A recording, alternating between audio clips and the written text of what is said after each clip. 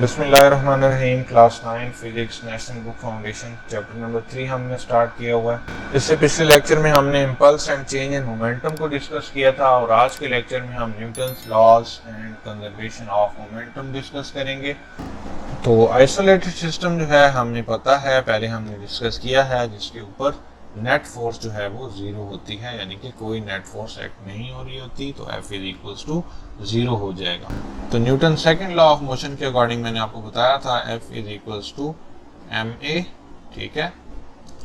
और फिर a की जगह आप पुट करते हो vf minus vi by delta T, क्योंकि एक्सेलरेशन क्या होता है, rate of change of velocity. Rate का मतलब है विद रिस्पेक्ट टू टाइम, यानी कि नीचे डेल्टा टी आ रहा है, ठीक है। तो फिर m को अंदर मल्टीप्लाई करते हो, mvf minus mvi by delta T बन जाएगा। mvf माइनस mvi जो है वो क्या होता है, डेल्टा p होता है। तो फोर्स जीरो हमने पुट कर दिए, यानी कि f की जगह जीरो पुट कर दिया है और बाकी delta p by delta t बन गया, ठीक है। इसको हम ऐसे भी लिख सकते हैं, जीरो तो यहाँ लेफ्ट पे ऐसे ही रहेगा। डेल्टा p जो है वो होता है pf माइनस pi। डेल्टा का मतलब क्या होता है, चेंज। तो चेंज क्या होता है, फाइनल माइनस इनिशियल। तो pf यानी कि final momentum minus initial momentum pi by delta t, ठीक है। अब डेल्टा t को आप इधर लेके आए और जीरो से मल्टीप्लाई कर दें, उधर डिवाइड हो रहा है ना, तो इधर आके मल्टीप्लाई होगा तो जीरो हो जाएगा।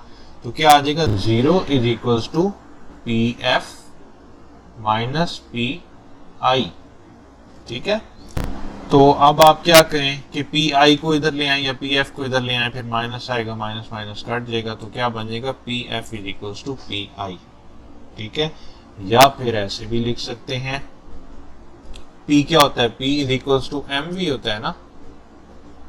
तो मैंने आपको बताया था अगर vf है तो यहाँ p के साथ भी f लगा देंगे, जब यहाँ i होगा तो यहाँ पे भी i लगा देंगे, ठीक है। तो यहाँ से हमने लिख लिया mvf is equals to mvi, pf की जगह mvf, pi की जगह mvi, ठीक है। तो ये क्वेश्चन 3.8 बन गई हमारे पास। In the absence of external force, जब आइसोलेटेड सिस्टम होगा, ठीक है, एक्सटर्नल फोर्स नहीं होगी तो क्या होगा, वो सिस्टम आइसोलेटेड सिस्टम होगा। The final momentum pf of the system must be equal to the initial momentum. यही बात है ये वाली कि जब नेट फोर्स जीरो होगी तो फाइनल मोमेंटम और इनिशियल मोमेंटम दोनों इक्वल होंगे। If no external force act on the system particles, अगर हमारे पार्टिकल के सिस्टम पे एक्सटर्नल नेट फोर्स जो है वो जीरो होगी, एक्ट नहीं हो रही होगी, तो क्या होगा, total momentum of the system can not change, यानी कि वो कंजर्व रहेगा। In short, the momentum of an isolated system remains constant. कि जो भी आइसोलेटेड सिस्टम हो उसका मोमेंटम कंजर्व रहता है, वो कांस्टेंट रहता है, चेंज नहीं होता, ठीक है। ये हमारे पास law of conservation of momentum है, ठीक है। कोई आपसे पूछे law of conservation of momentum क्या है, तो आपने ये जवाब देना है कि जब हमारे पास कोई भी आइसोलेटेड सिस्टम हो तो उसका मोमेंटम हमेशा कांस्टेंट रहता है, मोमेंटम चेंज नहीं हो रहा होता।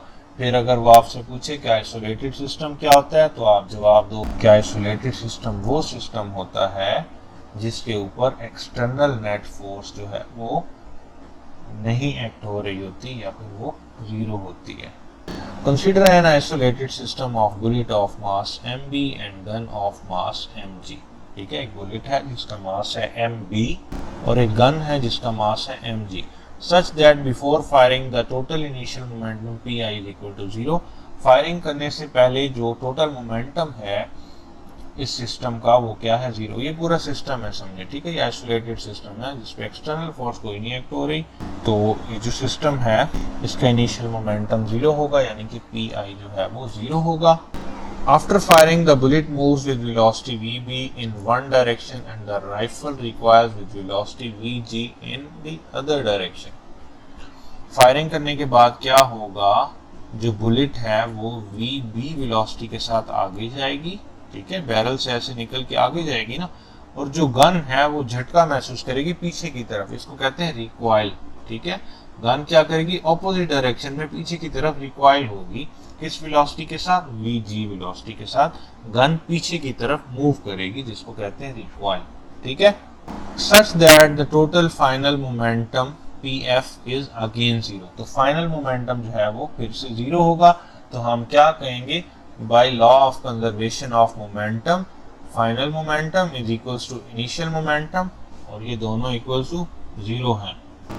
तो इसको आप इस तरह लिख सकते हो जैसे मैंने अभी आपको बताया ना, m1v1 वाली बात, m1v1 प्लस m2v2, ठीक है। तो 1 और 2 की जगह यहाँ क्या है, BBI, कि ये बुलेट का मास है और बुलेट की वेलोसिटी है, ये गन का मास है, ये गन की वेलोसिटी है, ठीक है। 2 की जगह यहाँ GG आ गया। ओके, तो अब आप क्या करो, किसी एक चीज़ को इधर ही रखो, ठीक है, और दूसरी चीज़ को दूसरी तरफ लेके जाके इक्वल टू के माइनस कर दो। तो mgvg is equal to minus mbvb बन जाएगा।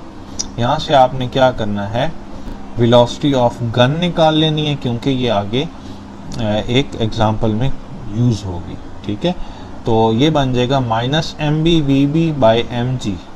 माइनस क्यों, क्योंकि जो गन की और बुलेट की डायरेक्शन ऑफ मोशन है वो ऑपोजिट है। गन की वेलोसिटी पीछे की तरफ होगी यानी कि रिकॉइल होगी, और जो बुलेट है वो फॉरवर्ड मूव करेगी। तो जब एक फॉरवर्ड और एक ऑपोजिट हो तो माइनस का साइन यूज होता है। ये बात मैंने आपको पहले बताई हुई है, ठीक है।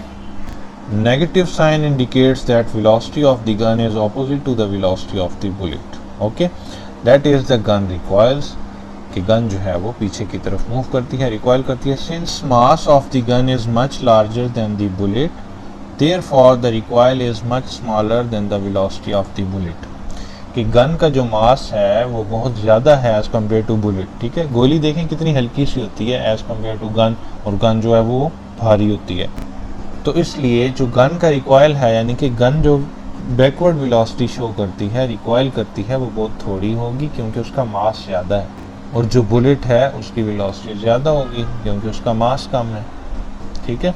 तो जब मास ज़्यादा होता है वेलोसिटी कम होती है, और जब मास कम होता है वेलोसिटी ज़्यादा होती है। उसके बाद पॉइंट टू पॉन्डर है, how rockets accelerate in space as there is no air in space to push against such that as reaction rocket push forward. कहते हैं कि रॉकेट्स जो हैं वो स्पेस में किस तरह से एक्सेलरेट करते हैं, क्योंकि वहाँ पे कोई ऐसी फोर्स नहीं होती एयर के अंदर जो रॉकेट्स को पुश करें और रॉकेट जो है वो फॉरवर्ड मूव करे। तो मैंने आपको इस चैप्टर के बिल्कुल स्टार्ट में बहुत डिटेल से बताया हुआ है कि रॉकेट्स किस तरह से मूव करते हैं। रॉकेट्स के अंदर जो है वो कुछ गैसेस होती हैं जो जब बर्न होती हैं, रिएक्शन होता है, तो क्या होता है, वो तेज़ी से यहाँ से बैक साइड से बाहर निकलती हैं, और उसके रिएक्शन में क्या होता है कि एक थ्रस्ट फोर्स लगती है जो रॉकेट को फॉरवर्ड मूव करवाती है, ठीक है। रॉकेट का अपना भी कुछ ना कुछ वेट होता है ना, W=mg।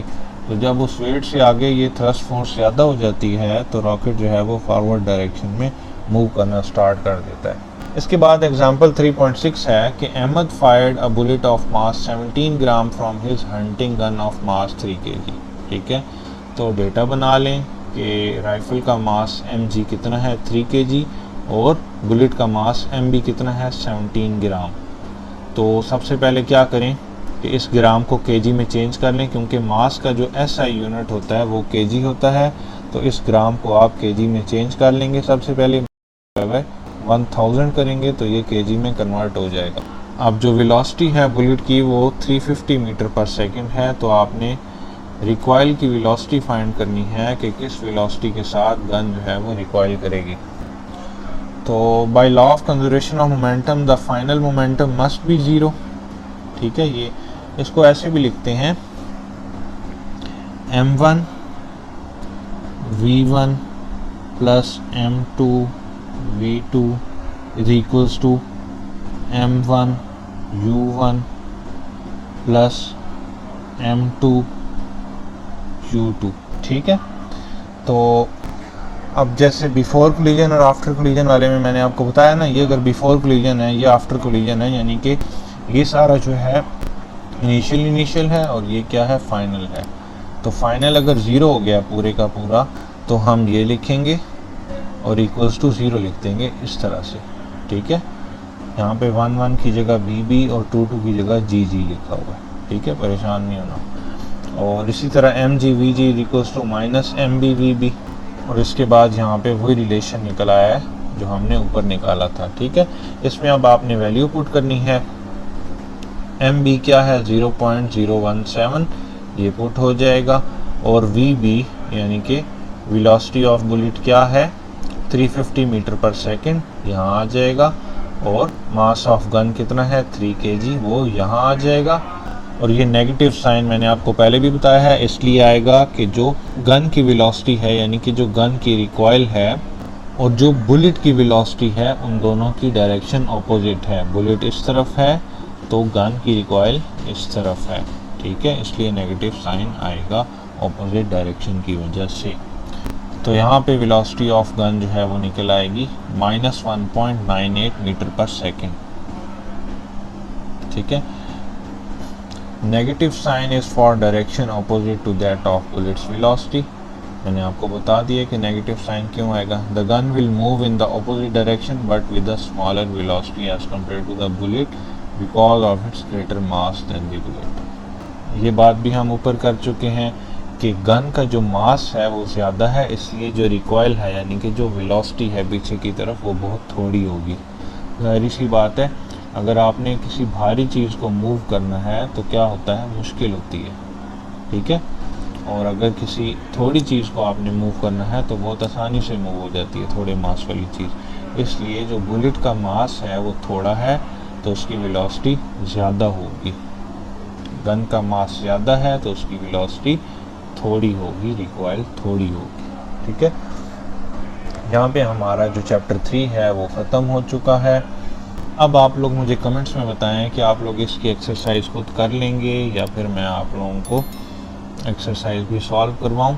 नेक्स्ट अब हम इंशाल्लाह चैप्टर नंबर 4 स्टार्ट करेंगे, तो चैनल को सब्सक्राइब कर लें ताकि उसकी वीडियोस भी आप तक आसानी से पहुँच जाए। नेक्स्ट लेक्चर में मिलते हैं, तब तक के लिए अल्लाह हाफिज़।